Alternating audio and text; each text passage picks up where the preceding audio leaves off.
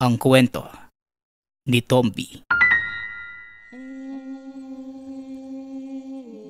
Ang kwentong ito ay hango sa totoong buhay.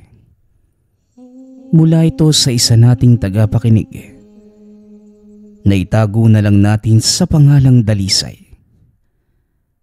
Walang eksaktong taon. Probinsya ng Mindanao. Kilalang manggagamot sa lugarang Binata. Sa murang edad nagsimula itong magsanay bilang albularyo. Sa edad na 19, nagamot ni Dalisay ang pinakaunang pasyente. Mula sa angka ng mga manggagamot ang Binata. Mula sa angka ng mga babayla ng ina. Samantalang ang ama naman ay isang batikang antingero. Nangungulekta ito ng mga medalyon at mutya. Masasabing gamay ni Dalisay ang lahat ng kaalamang mula sa mga magulang. Ngunit kagaya ng karamihan, hindi ito nakontento sa mga natutunan. Nagangad pa ang Binata ng mas malakas na kapangyarihan sa paglalayong mas mapaibayo ang kaalaman upang maging mas epektibo pa ang pagtulong sa kapwa. Nang tumuntong ito sa edad na 30, nagpasya si Dalisay na iwanan ang mga magulang at ang mundong kinagisnan. Hinanap nito ang sarili sa malayong syudad. Hindi naging madali ang buhay ng Binata doon. Napagtanto na mas malupit ang gubat na gawa ng tao kesa sa kanyang mundong nakasanayan. Makalipas ang ilang taon, muling bumalik ang Binata sa kanilang bayan. Ngunit malungkot na kaganapan ang sumalubong sa kanya. Napag-alaman itong patay na ang mga magulang. At dahil nag-iisang anak, wala na din itong binalikang mga kaanak. Ikinalulungkot ko ang nangyari, Dalisay. Sinalakay ng mga rebelde ang baryo at sa kasamaang palad, nasawi ang mga magulang mo sa tangkang iligtas sa mga tao.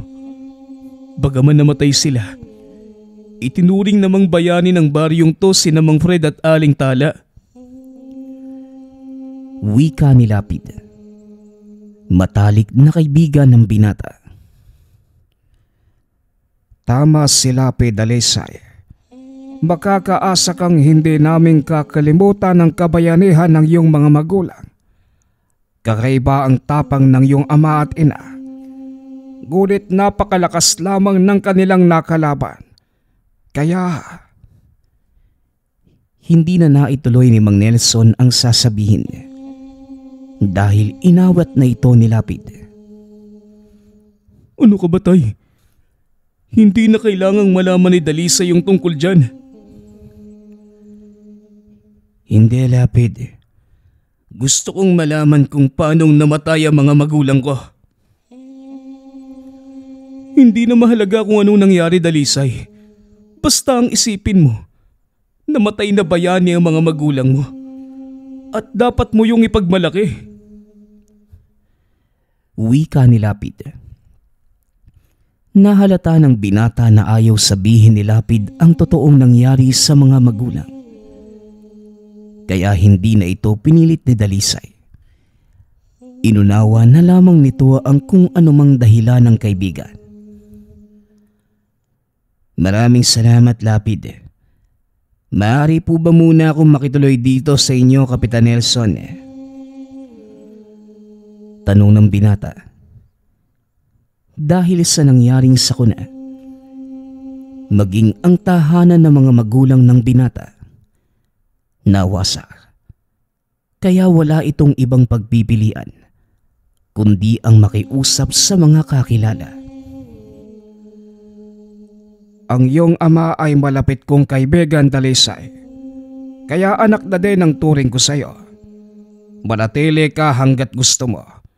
Bukas ang aming tahanan para sa iyo. Maraming salamat po, Kapitan. Hayaan po ninyo. Habang nandito ay tutulong din po ako sa mga gawain, lalo na sa bukid. Aba, tamang-tama. Dahil magpapagapas na ako bukas at nangangailangan ako ng titingin. Kayong dalawa nilapid ang mga ngasiwa ng palayan. Hindi ko maaaring iwan ang kabesa dahil darating ang alkalde ng bayang ito upang mamahagi ng tulong para sa mga nasalanta ng pananalakay ng rebelde. Wika ni Mang Nelson.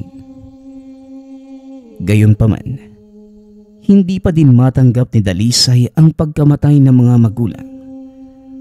Bahagya nitong sinisisi ang sarili dahil sa pangyayari. Matapos ang hapunan, naglabas ng lambanog si Lapid. Naupo sa labas ng bahay ang dalawa habang nag-iinuman.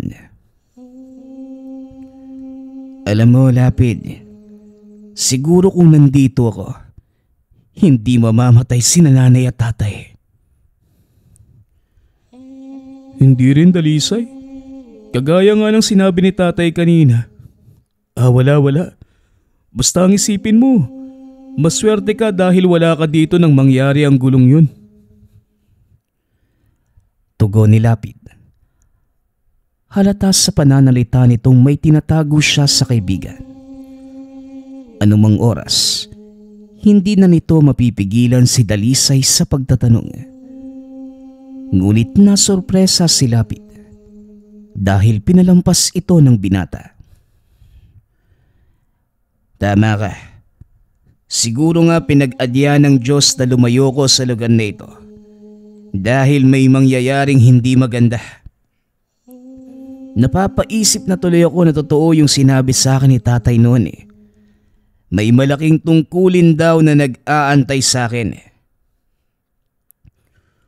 Lahat naman tayo pare, may tadhanang ginagampanan eh. Pero siguro, tama din yung tatay mo. Mula ka sa lahi ng mga manggagamot, kaya hindi malayong may mas malaking responsibilidad kang gagampanan kaysa sa amin. O siya, inumin mo na yung laman ng baso mo at marami pa tong lambanog natin. Tugon ni Lapid.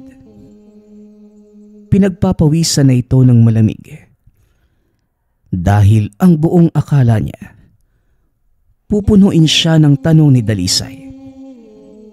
Matapos mag-inuman, nagpa siya ng magpahinga ang dalawa at kinabukasan. Maagang nagising at dahil naninibago sa ininom na lambanog, sumakit ang ulo ni Dalisay. Kumusta ang tulog mo, Dalisay? Abay, gabing-gabi na nadidinig ko pa kayong nagtatawanan ni Lapid ah. Sabagay, gayon lang ulit kayo nagkita sa loob ng mahabang panahon.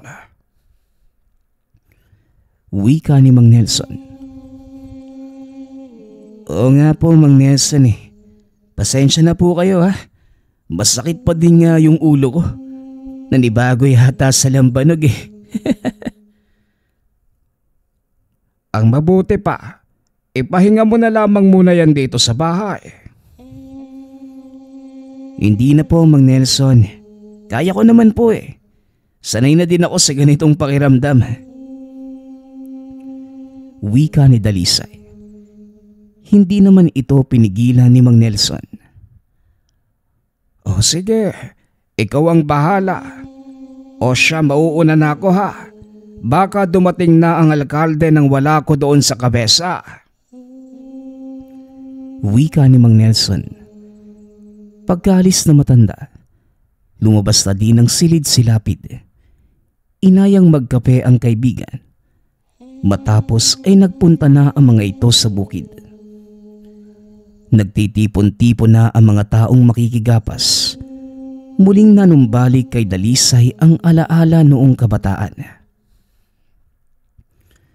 Natatandaan mo pa nung mga bata pa tayo, Lapid? Naging palaruan natin ang lugar na ito.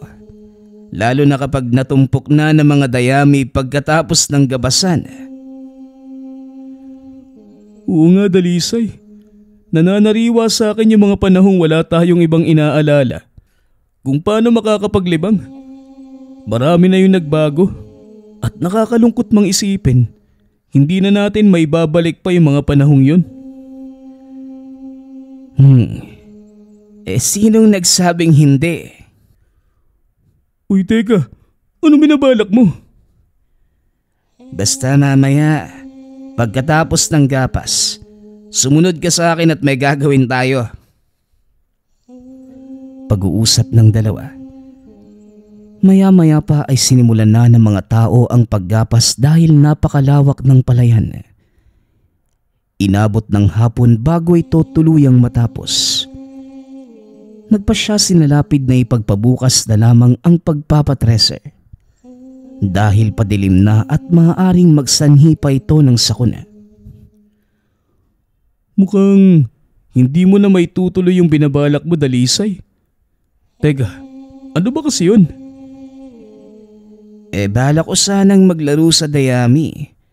May balik lang yung mga alaala ng mga bata pa tayo. Kasa hindi bali na. Napag-isip-isip kong nakakahiya pag may nakakita sa atin. Oo nga pare, ang tatanda na natin oh. Pero maiba ako.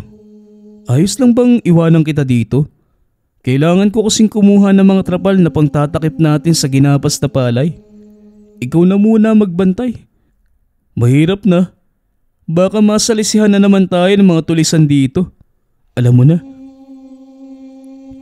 O sige Lapid, ako nang bahalang magbantay dito. Wika ni Dalisay. Dali-dali namang umalis ang kaibigan. Lalo pat nakita nitong nagbabadya ang malakas na ulan. Ilang minuto ang nakalipas, tuluyang nagdilim ang kalangitan. Kaya kumuha ng mga dahon ng saging at anahaw ang binata para takpan ang mga tinumpok na palay. Swerte namang naroon pa ang ilan sa mga nakigapas, kaya nagawa nitong maagapan bago pa man tuluyang bumagsak ang ulan. Matapos takpan ang mga uhay ng palay, dali-daling pumasok si Dalisay sa kubo at habang naroroon, lumapit sa kanya ang isang matandang lalaki. Nagulat pa ang binata dahil kasabay ng pag-islap ng kidlat ay siya ding paglitaw nito sa kanyang harapan. Naku naman Manong, wag naman po kayo nang gugulat ng ganun. Wika ni Dalisay habang hawak ang dibdib. Pasensya ka na kung nagulat kita Eho. Pero maaari ba kong makisilong? Mangyari kasi malayo pa ang aking pupuntahan at naabutan na ako ng malakas na ulan. Tugon ng matanda. Hindi naman nagatubili si Dalisay na papasukin ito sa kubo. Sige po Manong, tuloy po kayo at pagpasensyahan nyo na ang maliit na kubong ito. Hindi ko din masindihan yung apoy. Gawa ng... Hindi na naituloy ni Dalisay ang sasabihin dahil nang lingunin ng matanda. Nakaharap na ito sa nagniningas na siga. Wala talagang makakapantay sa pakiramdam ng init ng apoy sa tag-ulan. Nakakapanumbalik na mga alaala, hindi ba? Wika ng matanda. Naupo si Dalisay sa harapan nito. Itinapat ang kamay sa apoy.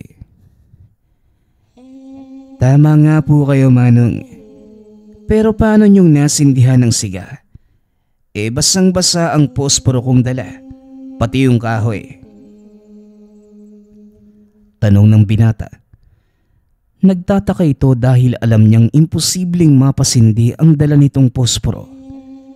Nababad ito sa tubig habang nasa loob ng bulsa. Hindi naman kailangan ng tuyong kahoy o tuyong posporo para sindihan ng apoy. Bisan kailangan lang na matinding pananalig. Napakunot ang noo ng binata dahil sa sinabi nito. Pananalig? Paano naman nun mapapasindi ang basang siga? Oo, pananalig. Kagaya ng hangin. Naniniwala ka kahit hindi mo nakikita. Tugon ng matanda. Ibang usapan naman po yung hangin. Pero seryoso manong, paano mo napasindi ang siga? Masyado mong ginagawang komplikado ang lahat. Nakikita mo ba ang mga batong yan? At tuyong dayaming nagkalat sa loob ng kubo? Napatango naman si Dalisay. Dahil ang buong akala nito, may kakaibang ginawa ang matanda. Sus, ang akala ko naman may kung ano kayong ginawa. Pero maiba ko. San ba kayo nanggaling? At bakit ka naglalakad sa kalagitnaan ng bukid? Tanong ni Dalisay. Hindi naman nagsalita ang matanda. Itinuro lamang nito ang kabundukan gamit ang hawak na maliit na patpat. Tumango lamang si Dalisay at muling nagtanong. Ano naman po ang ginagawa nyo dito sa Kapatagan? Paggabi na. May kailangan lang akong puntahan. Isang kaibigang tila nakaligtaan ako. Taga dito po ako. Baka kilala ko po ang sinasabi niyong tao. Maaari ko po bang malaman ang pangalan niya? Isa siyang antingero na nakapag-asawa ng babaylan. Hindi ko na din matandaan yung pangalan niya. Pero alam kong dito lamang siya nakatira sa baryong ito. Parang Igme, Emong, ay basta masyado ng matagal na panahon ang nakalipas. Nang huli siyang napunta sa aking tahanan. Ang taong tinutukoy niyo ba ay si Fred? Tama ho ba ako? Siya lang naman ang kaisa-isang antingerong nakapag-asawa ng babaylan dito sa baryo. Oo. Fred nga. Natatandaan ko na. Pati yung pangalan ng asawa niyang babaylan. Si Tala. Teka, kilala mo ba sila? Hindi lang kilala manong. Sila ho ang mga magulang ko. Kaso lang, wala na po sila. Hindi ko alam kung anong totoong nangyari. Matagal din akong nawala sa baryo at pagkabalik ko, nabalitaan ko na lang napatay na sila. Nalulungkot ka ba sa pagkawala nila? Tanong na matanda. Bahagyang napikon si Dalisay. Kaya naman nabulyawan nito ang matanda. Mga magulang ko sila manong.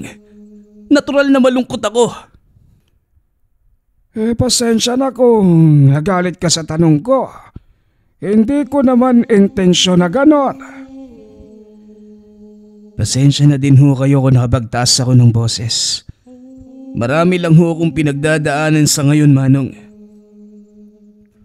Siya nga pala. Ang pangalan ko ay Kiko. Ikaw binata. Maaari ko bang malaman kung ano ang pangalan mo? Dalisay. Dalisay ho ang pangalan ko, manong. Ikinagagalak ko ho kayong makilala. Tugon ni Dalisay. Maya-maya ay dumating na si Lapid. Dala ang mga trapal. Malayo pa lamang ay natanaw na nito ang binata. Kaya dali-dali siyang lumabas upang tulungan ang kaibigan. Mabuti na lang at kahit papano, natakpan mo ng dahon ng saging yung mga tinumpok na uhay. Pasensya na ha, medyo natagalan ako. Madulas sa daan pababa eh. Wika ni Lapid. Tinulungan naman ako ng mga tao kanina. Siya nga pala, may matandang nakikisilong sa kubo. Ang sabi niya, kilala daw niya mga magulang ko. Hindi ko alam kung pamilyar siya sa'yo eh. Kiko yung pangalan niya. Wika ni Dalisay. Napakunot naman ang noo ni Lapid dahil hindi niya kilala ang taong tinutukoy ng kaibigan. Hindi siya pamilyar sa akin, Dalisay. Pero hayaan mo na. Malakas din naman kasi yung ulan. Hindi naman masama kung magpapasilong ka dyan sa kubo. Wika ni Lapid. Matapos takpan ng trapal ang mga tumpok ng palay, kagad sumilong ang dalawa sa kubo. Ngunit nagtataka si Dalisay dahil pagpasok sa kubo, wala na ang matanda. Ang mas ipinagtataka nito ay yung sigang ginawa ng matanda. Sandali lang, saan nagpunta yon? At anong nangyari sa siga? Anong siga? Saka nasa na yung sinasabi mong matanda? Yan nga yung ipinagtataka ko. Nandito lang yung kanina eh. Nag-uusap pa nga kami. Tapos gumawa siya ng siga. Anong nangyari? Baka pinaglalaruan ka lang ng mga engkanto dito. Alam mo pare, maraming alaga dito si tatay. Sila yung nagbabantay ng palayan.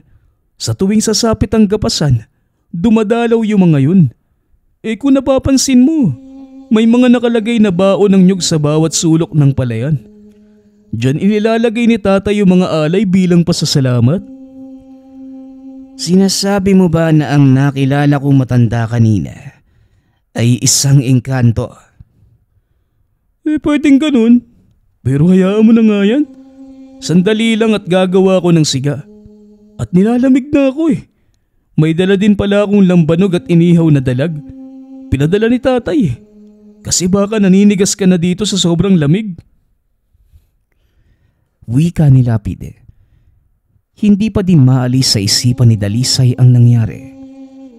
Alam nitong totoo ang mga nakita, maging ang mga narinig. Ngunit hindi niya ito magawang patunayan sa kaibigan. Iniisip na lamang ng binata na marahil tama ang sinabi ni Lapid. Pinaglalaruan lamang siya ng mga elementong nasa paligid. Ilang sandali pa, tumila ang malakas na ulan. Kaya nagpa siya ang dalawang umuwi. At sa bahay na ipinagpatuloy ang kanilang inuman. Habang naglalakad, patuloy sa pag-uusap ang dalawa. Medyo lasing na si Lapid. Kaya kung ano-ano na ang lumalabas sa bibig. Hanggang sa makarating sila sa tahanan. Inawat na ito ni Dalisay dahil napakadaming tao ang nag-uumpukan sa loob ng bakuran. Ano bang meron? Aba, malayo pa ang pista. Bakit ang daming tao? Tay, eleksyon na ba? Anong ginagawa ng mga yan dito? Tanong ni Lapid habang hinahawi ang mga tao para makapasok sa tahanan. Lapid, pwede bang tumahimik ka nga? Nakakahiyayang bunganga mo paglasing ka eh. Ganyan talaga yung kaibigan mo. Nasanay na ang mga tao sa kanya. Hayaan mo lang. Sige na't magbihis na kayo. At tumutulo pa yung mga damit ninyo. Wika ni Mang Nelson. Inalalayan ni Dalisay ang kaibigan papasok ng silid nito at pinagbihis. Maya-maya pa ay lumabas na din ang binata para magpalit ng tuyong damit. Nang pumasok ito sa tahanan, narinig nito ang usap-usapan ng mga tao. Nang mga sandaling yun, nakikita din ni Dalisay na tila namomroblema si Mang Nelson. Inantay nitong magsipag-alisan ang mga tao, saka kinuha ang pagkakataon para kausapin ang matanda. Manong, bakit po nandito ang mga tao? Ano po bang problema? Oo, Dalisay. Pumunta ang alkalde kanina at ang buong akala ko ay magbibigay ng tulong ang munisipyo. Ngunit nagkamali pala ako dahil sa halip na ginhawa ang dulot sa mga tao. Mukhang sama ng loob pa ang dala nito sa kanila. Pinaaalis ang ilang magsasaka sa tabi ng kalsada dahil sisimulan na ang pagpapagawa ng daan mula sa bayan. Masamang balita nga yan. Ano ang pwede nating gawin, Manong? Sa ngayon, iho, mukhang wala pa akong naiisip na paraan para pagaanin ang loob ng mga taong madadamay. Buong buhay nilang inilagaan ang mga lupain nila at kapalit ng kaunting halaga, mawawala ito sa kanila.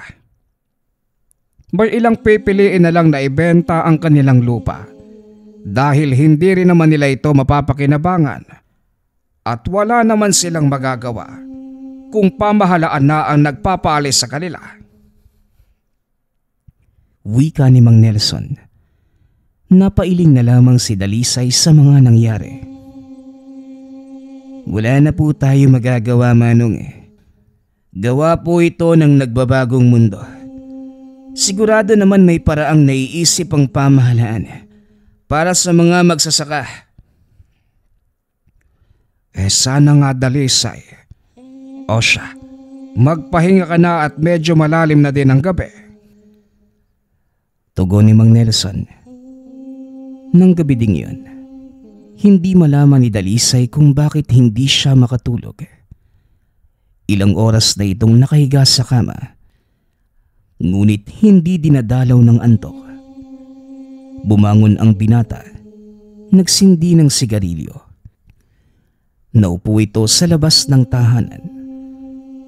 Humupa na din ang ulan, kaya kitang-kita ang napakaliwanag na buwan. At habang pinagmamasdan ito ng binata, may kunsinong biglang nagsalita. Napakaganda ng buwan, hindi ba? Alam mo ba ang sabi nila? Salamin daw ni Diwatang mayari ang buwan. Napatayo si Dalisay dahil sa gulat. Kamuntikan pa nitong mahataw ang matanda. Anak nang, saan ba kayo nanggaling? At bakit kayo nandito? Pasensya ka na kung nagulat kita. Ang totoo, sinundan ko kayo ng kaibigan mo pauwi rito.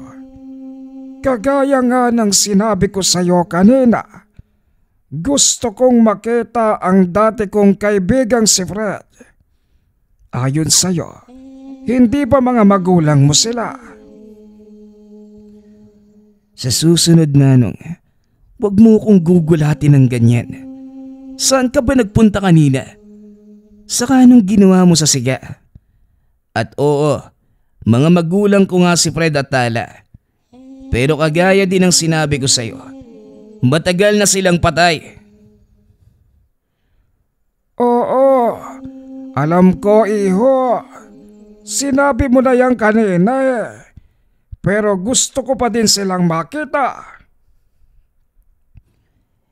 Kung ganun, halika muna sa loob ng tahanan nang maipakilala kita sa mga tao dito. Gabi na din at medyo mahirap ang daan papunta sa pinaglibingan sa kanila. Ang totoo, hindi ko pa nadadalaw ang puntod ng mga magulang ko. Sa palagay ko, mas makakabuti kung ngayon tayo pupunta doon. Walang problema sa akin ang dilim. Baliban na lang kung natatakot ka. Anak ako ng kilalang antingero at babaylan, kaya wala akong dahilan para matakot. Kung talagang gusto mo silang dalawin, tara puntahan natin ang libingan nila ngayon din. Wika ni Dalisay. lumakad ang dalawa papunta sa dating tahanan ng binata. Doon lamang din nilibing ng mga tao ang mag-asawa. Medyo may kasukalan na ang lugar, kaya nahirapan si Dalisay na hanapin ang eksaktong kinaroroonan ng mga libingan. Hanggang sa nakita nito ang dalawang krus na kahoy. Dali-daling inalis ng binata ang mga nakabalot na baging sa puntod. Nilinis niya ito. Tumambad sa kanila ang dalawang umbok ng lupa. Mukhang nakita na natin ang puntod ni nanay at tatay. Pasensya na po kayo ha. Biglaan ang pagdalaw ko. Hindi man lamang ako nakapag-alay ng bulaklak. Wika ni Dalisay habang tinatanggal ang mga tumubong damo. Alam mo ba kung bakit kita pinilit na pumunta sa lugar na ito? Yan ay dahil sa kahilingan mismo ng iyong ama. Alam kong hindi na ikwento ni Fred ang tungkol sa kanyang ama. At ngayong wala na siya. Siguro naman hindi na masamang ipaalam sa iyo na may natitira ka pang kamag-anak, Dalisay. Ako si Lolo Kiko mo at anak ko ang tatay mong si Fred. Manlaki ang mga mata ng binata sa mga nadinig. Dahan-dahan itong tumayo at hinarap ang matanda. Kung kayo ang lolo ko, bakit hindi kayo binanggit ni tatay sa akin? Yun ay sa kadahilan ng iniwanan ko siya at pinili ang aking katungkulan. Pangarap ko simula pagkabata na sundan ang yapak ng aking mga magulang na maging isang ermitanyo. Tugon ni Tandang Kiko. Pinangarap ko ding maging ermitanyo at iniwan ko ang mga magulang ko para hanapin ang sarili ko sa syudad. Ito ang dahilan kung bakit ko dinadala ang sisi sa pagkamatay nila. Dahil kung nandito lang sana ako nang mangyari ang sakuna. Di malamang patay ka na rin. Hindi sinasabi nila Nelson ang totoong dahilan ng pagkamatay ng mga magulang mo, hindi ba? Tama po kayo. May itinatago nga sila sa akin. Lalong-lalo na si Lapid. Yun ay dahil masyadong masakit ang nangyari. Nang gabing sumalakay ang mga rebelde, hindi lang barel ang dala nilang sandata. May kasama silang malakas na ermitanyo. Sinubukan ko itong pigilan, ngunit wala akong nagawa. Kaya wala kang dapat isisi sa iyong sarili. Ako ang may kasalanan ng lahat. Pag-uusap ng dalawa. Pilit namang pinipigilan ni Simon ang mga luha. Dahil ayaw nitong ipakita ang kahinaan sa harapan ng matanda. Maaari ko bang malaman kung ano ang dahilan ng ermitanyong iyon? Bakit niya pinatay ang mga magulang ko? Yun ay dahil malaking balakid ang iyong ama at ina sa mga plano niya. Tinutulungan ito ang pangkat ng mga rebeldeng makuha ang gusto nila. Dahil si Fred at Tala ang pinakamalakas na bertudes sa lugar na ito, minabuti nilang patayin ang mga magulang mo. May paraan ba para mabigyan ng katarungan ng kamatayan nila? Para sa akin, walang saysayang nangyari. Mapayapang namumuhay sina nanay at tatay. Bakit kailangan nilang madamay sa lahat ng kagulungan ng mundong to? Walang may dudulot na kabutihan ng paghihigante, Dalisay. Ngunit hindi rin maaaring palambasin ang ginawa ng mga taong yon. May paraan, ngunit kailangan mong magpalakas.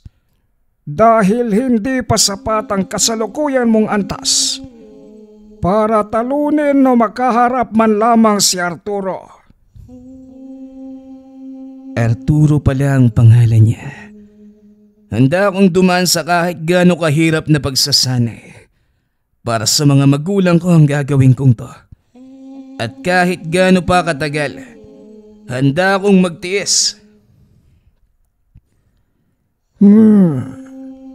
Kung ganon, mukhang kailangan mo nang magpaalam sa mga taong kumupkup sa'yo. Wika ni Tandang Kiko. Bago umalis ang mga ito sa lugar, may kung anong kinuha ang matanda mula sa ilalim ng sahig ng lumang bahay nila Dalisay. Isa itong maliit na kahon. Hindi ko alam na may nakatago palang ganyan sa ilalim ng sahig namin. Paano mo itong nalaman? Ako ang naglagay ng kahong ito sa ilalim ng inyong tahanan. Iniwan ko ito dahil alam kong balang araw magagamit mo ito. Tugon ng matanda, sabay abot ng kahon kay Dalisay. Binuksan naman ito ng binata. Nakita ang isang medalyon at mga libretang naglalaman ng mga dasal. Hindi ko pa nababasa ang mga libretang ito, maging ang medalyon. Ngayon ko lamang din nakita. Yon ay dahil sinadya kong hindi ilantad hanggang ngayon.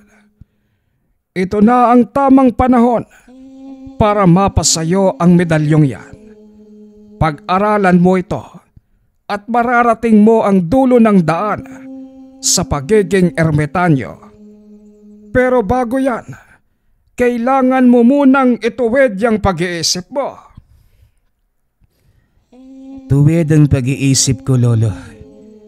Iisa lang ang gusto kong mangyari ngayon. At yun ay maging malakas. Maging malakas para ano? Para makapaghigante. Kung yan ang iniisip mo, ngayon pa lang sasabihan ko nang hindi ka makakapasabata. Ayusin mo ang nakakalat mong isipan. Ituon mo sa iisa at tamang destinasyon ng takbo ng iyong buhay. Yon ang susi para maliwanag ang kasalanan. Tugon ni Tandang Kiko. Napagtanto ng binatang hindi madali ang pagdadaanan nitong pagsasanay. Dahil unang hakbang pa lamang, hindi na niya alam kung paanong sisimulan. Sinadya ng dalawang magpalipas ng gabi sa lumang bahay. Kinabukasan, maagang bumalik ang mga ito sa tahanan ni Mang Nelson. Ipinakilala ni Dalisay ang matanda. Laking gulat ng kapitan dahil inakala nilang patay na ito. Nananaginip ba ako? Ikaw nga ba yan, Tandang Kiko? Tanong ni Mang Nelson habang kinukusot pa ang mga mata. Ikaw pala yung matandang sinasabi ni Dalisay. Pero hindi ba matagal nang patay yung tatay ni Mang Fred? Mahabang paliwanag at masyado nang mabusisi kung iisa-isahin ko pa. Kaya mas mabuti pang makontento na lang tayo sa kung anong nakikita natin sa kasalukuyan. Siya nga po pala. Aalis na po ako ngayong araw. Sasama po ako kay Lolo Kiko. Pero bago ako umalis, gusto kong tapusin muna ang naiwan nating trabaho, Lapid. Ay, hindi na, Dalisay. Kaya ko na yung trabaho doon. Malaking tulong na din yung nagawa mo sa amin sa maikling panahon lang. Kaya kung may kailangan kang gawin, hindi na kita pipigilan. Tama si Lapid, Dalisay. Nararamdaman kong may mas mahalaga kang kailangan gawin. Kung ano man yon, simula mo na. Wika naman ni Mang Nelson. Kaya ng araw na yan, umalis si Dalisay para simulan ang kanyang pagsasanay. Naglakbay ito papunta sa kabundukan hanggang sa tila hindi na alam ng binata kung nasaan sila. Lingid sa kalaman nitong dinala siya ni Tandang Kiko sa isang dimensyon na walang ibang nakakapasok kundi silang dalawa lamang. Kakaiba ang pakiramdam ni Dalisay sa lugar na yon. Naging mas mabigat ang katawan, bagay na labis namang ipinagtataka ng binata. Lo, bakit parang nagbago ang pakiramdam ko sa katawan ko? Parang napakabigat ng bawat hakbang at ilang dipang takbo lang hinihingal na ako. Yun ay dahil wala ka na sa regular na mundo. Nandito ka sa loob ng ginawa kong dimensyon.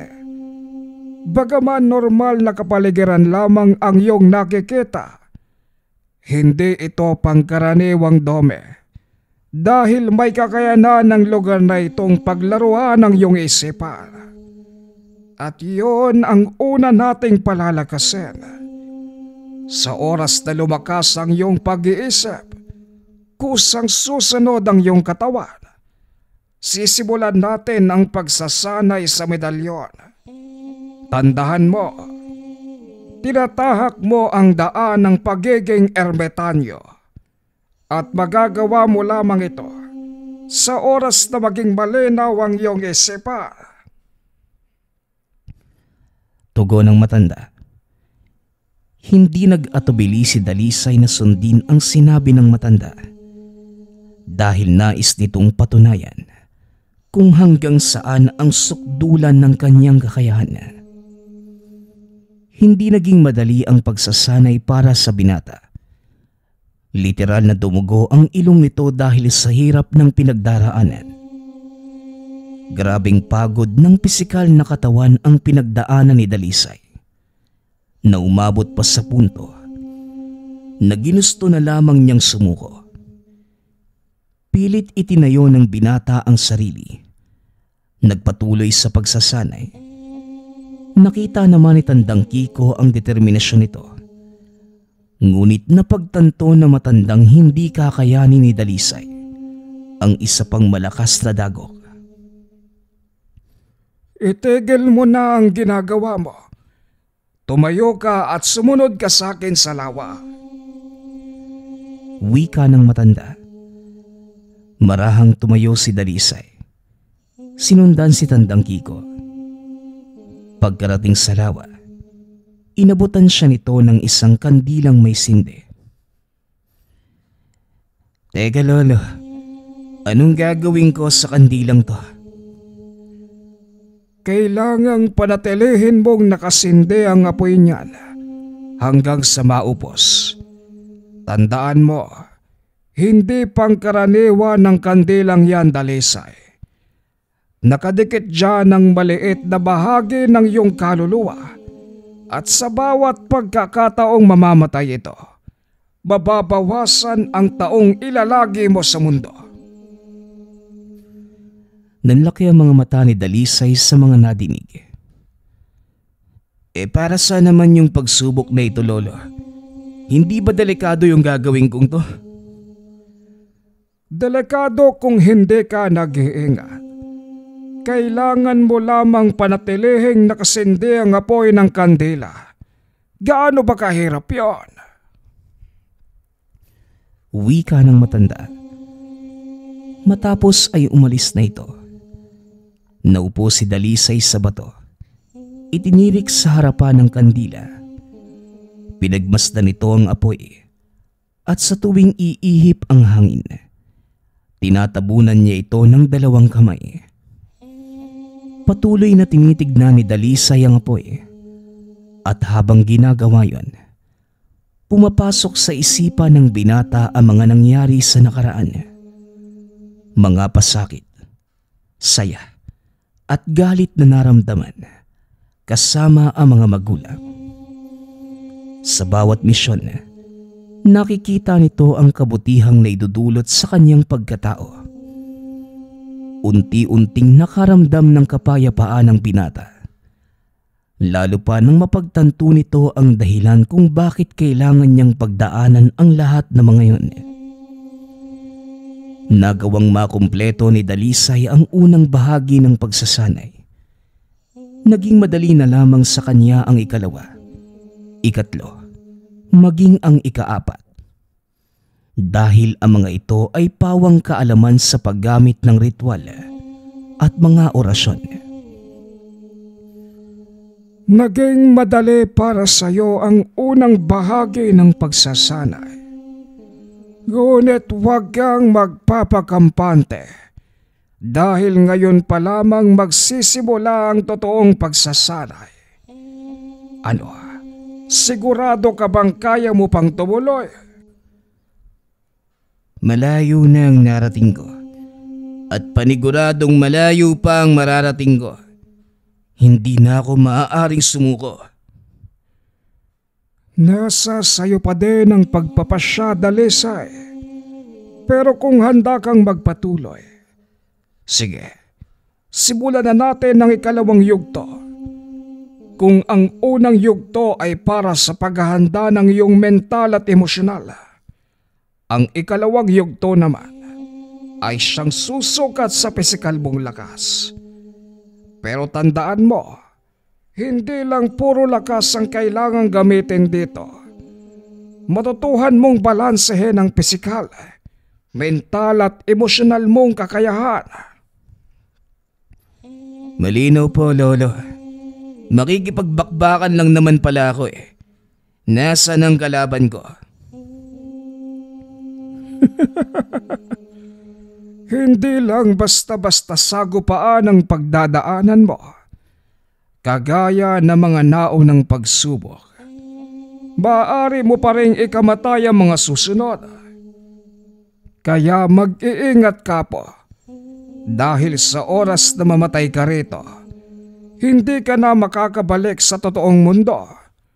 Habang buhay na makukulong ang iyong kaluluwa sa dimensyong ito. Ipinakikilala ko sa iyo ang una mong kalaban. Wika ni Tandang Kiko.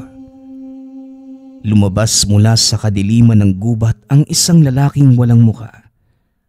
May hawak itong patalim at walang pagdadalawang isip na sinugod si Dalisay. Dali-dali namang tumakbo ang binata na tila naubusan ito ng tapang sa katawan niya. Hindi maipaliwanag ni Dalisay ang nangyayari. Kani-kanina lang, handang-handa na itong mamatay. Ngunit ngayong nasa bingit na ng kamatayan, biglang nakaramdam ng takot ang binata. Ano ang problema? Bakit hindi ka lumalaban? Walang mararating ang pagtakbo mo, Dalisay. Harapin mo ang kalaban. Patuloy na tumatakbo lamang si Dalisay hanggang sa tila naubusan na ito ng hininga. Bigla nitong naisip ang sinabi ng matanda. Harapin ang kalaban.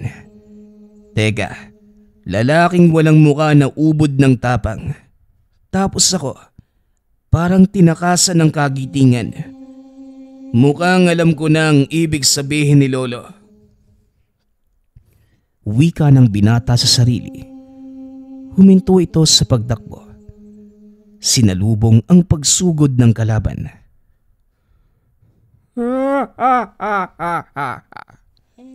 Mukhang nakukuha mo na ang ibig kong sabihin. Sige, ano nga ba ang gagawin mo? Ang pinakamalaki kong kinatatakutan ay ang sarili kong galit. At ang lalaking ito ay ang manifestasyon nun. Kailangan ko lang pahupain ang malabagyo nitong lakas at gamitin sa tamang paraan. Tugon ng binata, sabay suntok sa kalaban. Bigla itong natunaw at pumasok sa katawan ng binata. Mahusay, pero simula pa lamang yan. Maghanda ka na sa ikapito mong pagsubok. Nang mga sandaling yon, Nagpapahinga si Dalisay upang makabawi ng lakas at habang kumakain, nakarinig ito ng batang umiiyak. Tumayo ang binata para hanapin ang pinagmumula ng ingay. Nanlaki ang mga mata nito nang makita ang isang sanggol na nakabalot sa puting lampin. Pinulot ng binata ang sanggol. Bigla itong nakaramdam na matinding kalungkutan. Biglang nakita ng binata ang sarili sa katayuan ng sanggol. Kaagad nitong napagtanto na nagsisimula na ang ikapitong pagsubok. Alam kong ito na ang isa sa kahinaan ko. Mistula akong sanggol na hindi alam ang gagawin, lalo na sa kalagitnaan ng malaking problema. Pero pasensya na, dahil matagal ko na yang nalampasan. Wika ng binata, sabay yakap sa sanggol. Naging liwanag ito at bumalot sa katawan niya. Mahusay, ngunit meron ka pang 3 pagsubok. Maya-maya pa, nagulat si Dalisay nang maglabasan mula sa ilalim ng lupa ang napakadaming linta, maging mga bulate. Napasigaw ito at dali-daling umakyat sa puno. Bakit naman may ganito, Lolo? Alisin niyo yan. Alam mo namang takot ako sa linta at bulate. Wika ng binata habang nanginginig sa takot. Paano kang haharap sa mga mambabarang kung sa linta at bulate lang takot ka? Bumaba ka dyan na po, dahil may mas matindi ka pang dapat katakutan. Dahan-dahang bumaba ang binata sa puno. Iniapak ang paa sa nagagapangang bulate. Isa-isang nagsipag-akyatan ang mga linta sa paa. Napapikit na lamang si Dalisay at huminga ng malalim. Naparito ko para magpalakas at hindi linta o bulate ang pipigil sa akin para makamtan yon. Matapos, hinayaan ito ang katawang bumagsak sa lupa. Isa-isang nagsipagpasukan sa katawan ang mga linta. Nakaramdam ng kakaibang lakas si Dalisay. Nawala ang bigat ng pakiramdam na tila nasanay na ang katawan sa mundong ginagalawan. Naging madali na lamang ang 8 pagsubok para kay Dalisay dahil talagang matiisin ang binata. Mukhang nakasanayan na ng katawan mo ang sakit ha. Pues, maghanda ka na sa pinakahuli mong pagsubok. Dito natin susubukan kung gaano mo kakilala ang iyong sarili. Naglakad mula sa labas nito ang isang lalaki. At nang tumapat sa liwanag, nanlaki ang mga mata ni Dalisay. Dahil kamukha niya ito. Sa pagkakataong yun, alam ni Dalisay na ang pinakamatindi niyang kalaban ay ang kanyang sarili. Noon pa man, nararamdaman na ng binatang tila pinipigilan ito ng pagkatao para marating ang anumang naisin. Laking gulat ng binata nang bigla siyang suguri ng nilalang. Isang malakas na suntok ang tumama sa mukha niya. Hindi malaman ng binata kung bakit hindi niya magawang kumilos na mga oras na yun. Anong nangyayari sa akin? Bakit hindi ko maigalaw yung mga kamay ko? Bakit hindi ko kayang labanan ng isang to? Bakit hindi ko kayang harapin ang sarili ko? Tanong ng binata.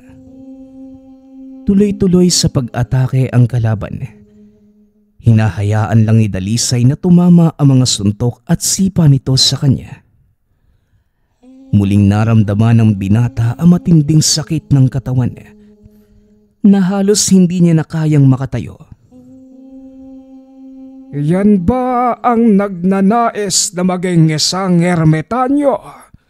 Ni hindi mo nga kilala ang iyong sarili. ni hindi mo alam ang mga kahinaan at kalakasan mo. Ikinahihiya kita, Dalisay.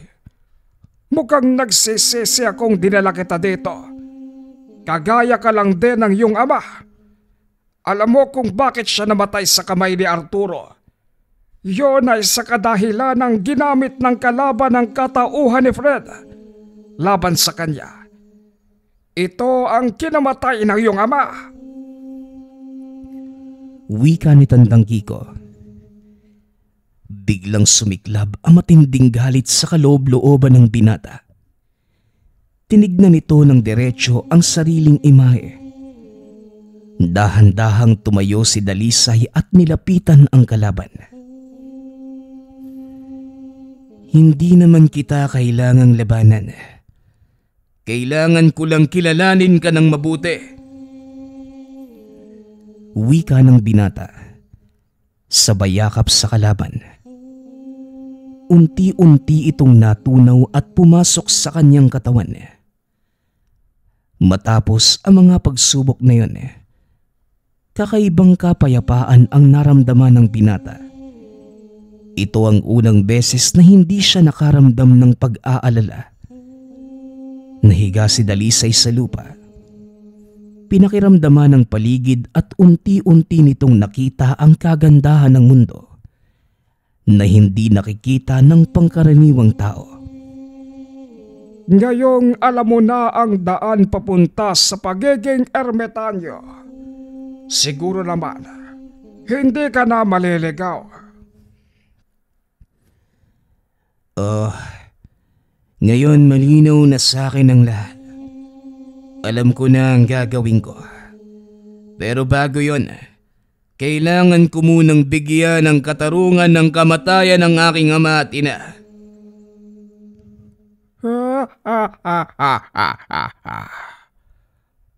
Walang kailangang bigyan ng katarungan, iho. Dahil wala naman talagang namatay. Wika ng matanda. Bagay na pinagtakha ni Dalisay. Ano ang ibig mong sabihin? Hindi namatay ang nanay at tatay ko? Oo, Dalisay. Patawarin mo kaming lahat kung kinakailangan namin gawin ito. Kailangan gamitan ka ng mahika para mapasunod at masigurong matutupad mo ang iyong pangarap. Maya-maya pa, may nagpakita na isang matandang babae at matandang lalaki. Napaluhod si Dalisay. Bigla itong naiyak dahil ang buong akala ay wala na ang mga magulang. Matagal na panahon din tayong hindi nagkita at masasabi kong maganda ang pagbabagong nangyari sa iyong pagkatao, anak. Ngayon masasabi kong anak ka nga ng isang babaylan. Patawarin mo kami kung kailangang humantong ang lahat sa ganito. Pero naging maganda naman ang kinalabasan. Nay, tay, mga wala kayo sa hulog. Ang akala ko totoong namatay na kayo. Alam niyo pang nagtanim ako ng galit sa isang taong hindi naman pala totoo?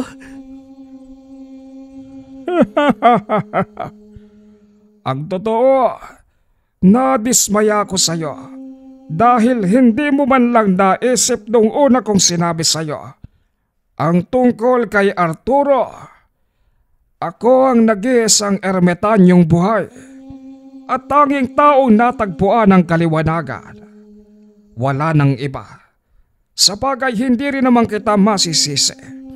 Dahil hindi ako ikwinento ng hangal mong ama sa'yo nung bata ka pa. Marami ka pang pagdadaanan, anak. At ngayong alam mo na ang daan sa pagiging ermitanyo, wala nang dahilan para huminto ka pa. Ipagpatuloy mo ang iyong nasimulan at nandito lang kami para gabayan ka. Wika ng ama. Matapos ang pag-uusap, lumabas na ang mga ito sa ginawang dimensyon ni Tandang Kiko. Ikinagulat ng mga tao ang muling pagpapakita ng mag-asawa dahil ang buong akala nila namatay na ang mga ito. Pinagtakpan na lamang ng mag-asawa ang totoong dahilan. Pinalabas na mga itong patay na sila upang hindi na muling manggulo ang mga rebelde. Totoo ang pagsalakay ng mga rebelde. Ngunit ang tungkol kay Arturo, ako na ang may pakananon. Sa palagay mo, kung sakaling gano'n ang mangyayari, hindi ako magbubuwis ng buhay para mailigtas sa mga magulang mo. Unti-unting naunawaan ni Dalisay ang dahilan niya kung bakit hindi sinabi sa kanya ni Lapid ang buong katotohanan. Ngayon nauunawaan ko na ang lahat. Kasabwat niyo pala si Mang Nelson at Lapid. Tama ka, Dalisay. Pero wag mo naman sanang masamain. Para naman sa iyong ginawa namin eh. Tama si Lapid, iho. At huwag mong alalahanin ang mga nangyari dahil naganap ang mga ito para magbigay daan sa pagbubukas ng iyong totoong landas. Wika ni Mang Nelson.